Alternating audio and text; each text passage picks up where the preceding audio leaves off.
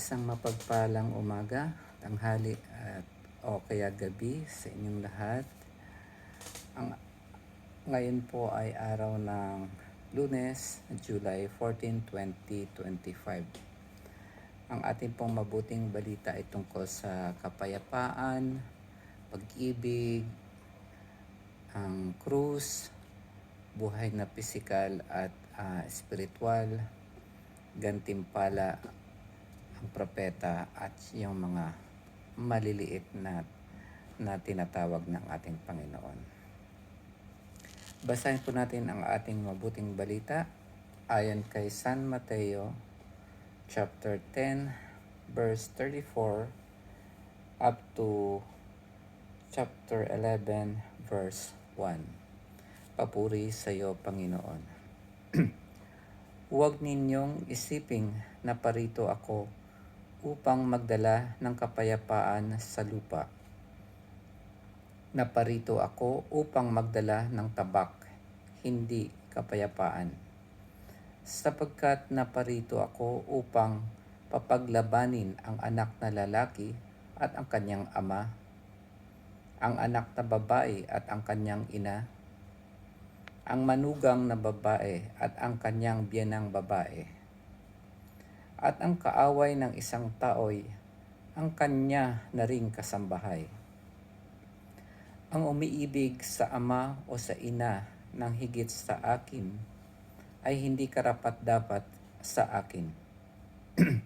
At ang umiibig sa anak na lalaki o babae ng higit sa akin ay hindi karapat-dapat sa akin. Ang hindi nagpapasan ng kanyang krus at sumusunod sa akin ay hindi karapat-dapat sa akin. Ang nag-iingat ng kanyang buhay ay siyang mawawala nito, at ang nawawala ng kanyang buhay dahil sa akin ay magkakamit nito.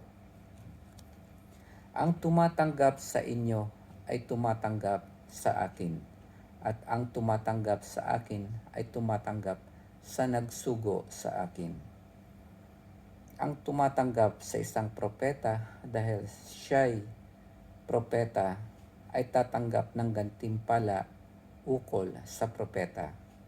At ang tumatanggap sa isang taong matuwid dahil sa siya'y matuwid ay tatanggap ng gantimpalang nauukol sa taong matuwid.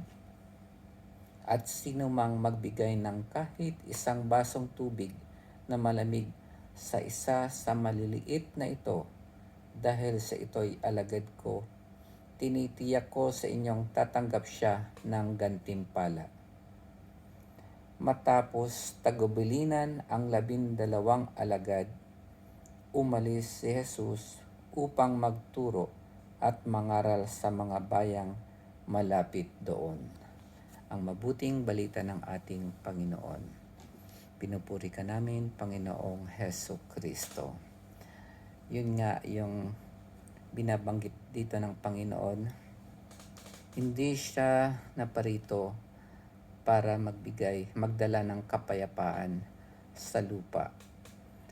Kaya ang naparito siya upang magdala ng tabak, hindi kapayapaan. Ang kapayapaan na sinasabi niya ay kapayapaan between God and man. So, sa pagitan ng tao at ng Diyos. Yun ang gusto niyang ibigay na kapayapaan. Hindi yung kapayapaan na pinibigay ng tao sa tao. Katulad ng sinasabi dito na sapagkat naparito ako upang papaglabanin ang anak na lalaki at ang kanyang ama, ang anak na babae at ang kanyang ina.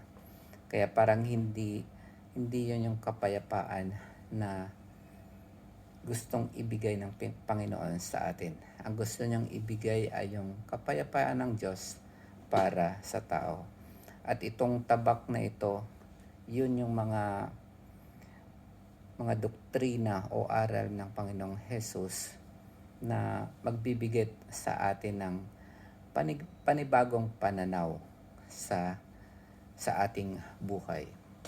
Tulad na lang ng pag-ibig na sinasabi niya, nung una kong mabasa to noon pa, parang nung mabasa ko ang umiibig sa ama o sa ina ng higit sa akin ay hindi karapat-dapat sa akin, parang ang una kong naiisip ay parang kailangan pala parang itakwil ko ang aking magulang o kaya okay lang pala kahit hindi mahalin yung mga magulang.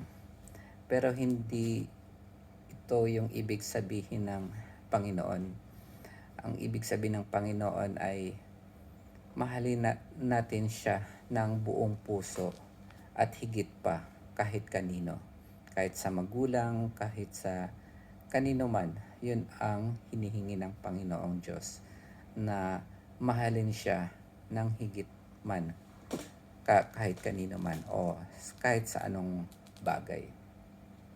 At nabanggit niya rin dito na ang hindi nagpapasan ng kanyang krus. Kung mababasa natin, napapansin nyo, nasa Mateo chapter 10 na tayo, ito yung kauna-unahang binanggit niya yung krus. Ano ba yung krus? Ang krus ay simbolo nung taong pinaparusahan noong unang panahon dahil sa kasalanan niyang ginawa. Yung papasanin niya yung cross na yon, tapos dadalhin niya doon sa lugar kung saan doon din siya papatayin. So, ang krus ay kahihiyan dahil sa kasalanang nagawa ng isang tao. Yun ay kahihiyan na dulot ng krus at dahil ng kasalanan natin. Pero alam naman natin na dahil sa ginawa ng ating Panginoon, siya ang nagbuhat ng krus hanggang doon sa lugar na papatayin siya or mamamatay siya doon sa krus. At dahil doon sa pagkamatay niya sa krus, yung kahihiyan natin na dapat ay yung kaparusahan ay kamatayan, yun ay parang tinubos niya tayo doon sa kahihiyan na dapat para sa atin sa pamamagitan ng kanyang kamatayan, na naligtas tayo. Kaya ang hinihingi ng Panginoon ay manampalataya tayo na siya yung namatay sa krus para iligtas tayo sa lahat ng ating kasalanan. At ang hinihingi niya lang ay ang manampalataya tayo sa Kanya at sundin ang Kanyang mga utos. Kaya ang sinasabi niya rin dito na ang nag-iingat ng kanyang buhay ay siyang mawawalan nito. So kung masyado tayong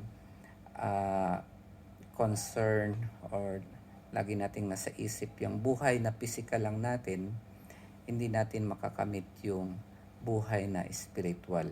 Ang buhay na spiritual na nagbibigay ng buhay na walang hanggan. At ang gantimpala na matatanggap natin kapag tayo ay tumutulong sa ating kapwa ay ganun din yung gantimpala na matatamo natin sa kabilang buhay. Sabi ni Jesus, ang tumatanggap sa inyo ay tumatanggap din sa atin. Si Jesus ay nasa kapwa din natin. At ganun nga na sabi dito dun sa ang propeta, ang tumatanggap sa isang propeta dahil sa siya'y propeta ay tatanggap ng gantimpala ukol sa propeta. Alam nyo ba na ang pinakahuling propeta ng Lumang Tipan or Old Testament ay si Juan Bautista. Siya ang pinakahuling propeta, Saint John the Baptist. At siya rin yung naging daan para magbigay ng daan para kay Kristo. Siya yung nagpakilala kay Kristo. Ang sinasabi doon, siya yung Lamb of God who take away the sins of the world. So, ang Panginoong Hesukristo, siya yung nagbigay sa atin ng bagong tipan, New Covenant or New Testament. Doon sa Old Testament, parang si John the Baptist ang naging tulay papunta sa New Testament or New Covenant. At ang sinasabi rin dito ng Panginoon na kasi ang kausap niya rito ay yung 12 apostles niya.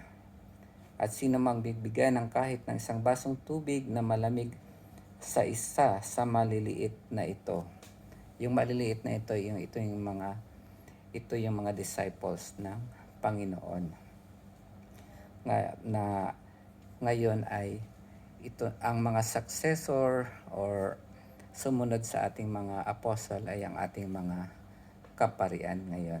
'Di ba? Itong si Saint Peter, yan yung unang pope natin, tapos sumunod na yung mga iba't ibang popes natin.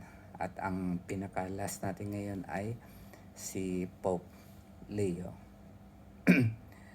So sana po may napulot kayo sa reflection natin or konting explanation or paliwanag sa ating mabuting balita sa araw na ito.